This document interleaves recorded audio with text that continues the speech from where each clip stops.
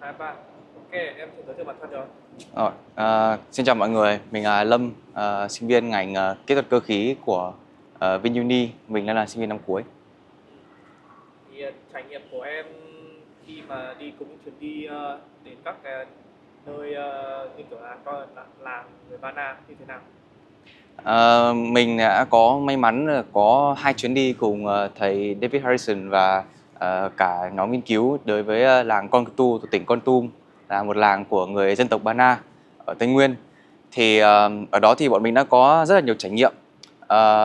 Bọn mình đã có cơ hội được nói chuyện, được giao tiếp với lại tất cả người dân địa phương, và bọn mình đã được tham gia vào những cái hoạt động hàng ngày cũng như là những cái hoạt động đặc biệt của họ trong những cái dịp lễ hoặc là những cái dịp mùa thu hoạch hoặc là những hoạt động kinh tế hàng ngày của họ.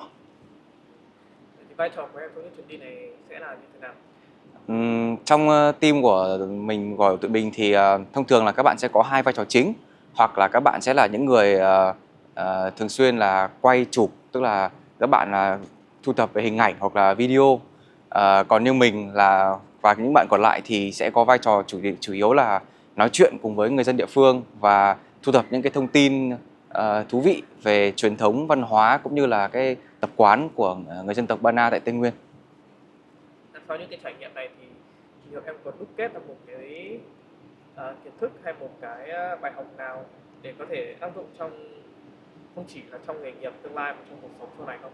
Ừm. Qua những chuyến đi này thì rõ ràng là có rất là nhiều những cái bài học cũng như trải nghiệm quý giá cho bản thân mình cũng như là cả nhóm. Tất nhiên là về cái lĩnh vực về dân tộc học hay là cái lĩnh vực nhân chủng học của thầy David Harrison thì không phải là chuyên ngành của bất cứ bạn nào trong số tất cả các bạn tham gia trong chuyến đi. Tuy nhiên là việc mà tụi mình có rất là nhiều những cái chuyên ngành khác nhau thì đã giúp cho bọn mình rèn luyện được thứ nhất là về khả năng nghiên cứu, về những cái kỹ năng chung trong cái việc là tổ chức nghiên cứu khoa học. Ngoài ra thì tụi mình được làm việc với những cái bạn mà có những cái nền tảng, những cái background rất là khác nhau và học những cái ngành rất là khác nhau, thì để giúp cho bọn mình trong tương lai khi mà làm việc và có gặp những cái người mà đến từ những cái nền tảng, những cái thậm chí là những cái quốc tịch khác nhau, thì bọn mình có thể dễ dàng thích nghi và làm việc cùng nhau. Và để mà nếu như có một lời để động viên để mà khuyến khích các bạn học sinh cũng như là sinh viên sau này tham gia uni là các bạn sinh viên ở các trường khác tham gia những cái hoạt động bảo tồn văn hóa và khôi phục thiên nhiên, hay thậm chí chỉ cần học thêm về những thứ này thôi thì em sẽ nói.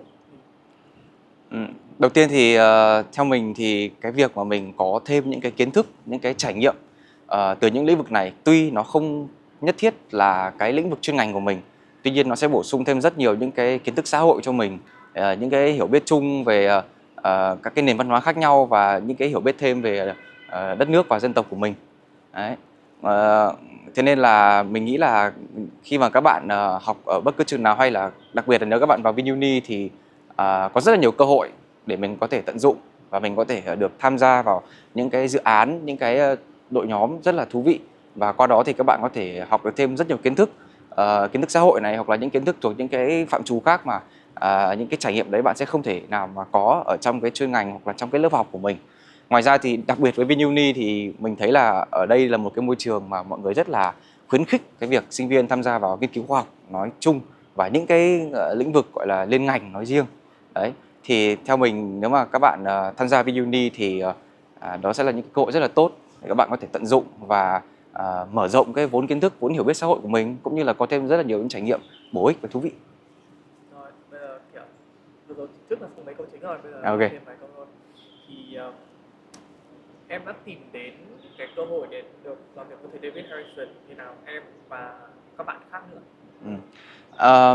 Thông thường thì một cái đặc thù riêng của nhóm với lại thầy David Harrison đấy là thông thường sẽ không có như kiểu những cái vòng như vòng tuyển chọn hay gì đó, và cũng không, tức là thầy gần như không có giới thiệu công khai cái đội nhóm của mình trên các cái nền tảng của Vin, mà thông thường là các bạn sẽ nói chuyện trực tiếp với thầy, hoặc là thầy sẽ nói chuyện với các bạn trong những cái trường hợp nào đó hoặc là những cái công việc khác. Nhưng mà nếu mà các bạn có một cái sự quan tâm đến cái nhóm nghiên cứu của thầy thì thầy sẽ rất là sẵn lòng và rất là vui vẻ để chào đón các bạn vào trong team.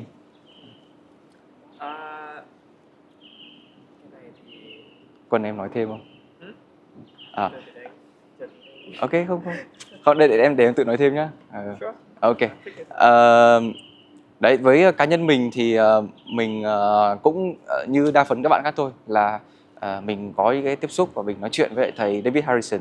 Thì mình cũng có những cái bởi vì cá nhân mình là một người rất là thích tìm hiểu về văn hóa, về lịch sử và về các cái dân tộc của đất nước mình, của đất nước Việt Nam chúng ta.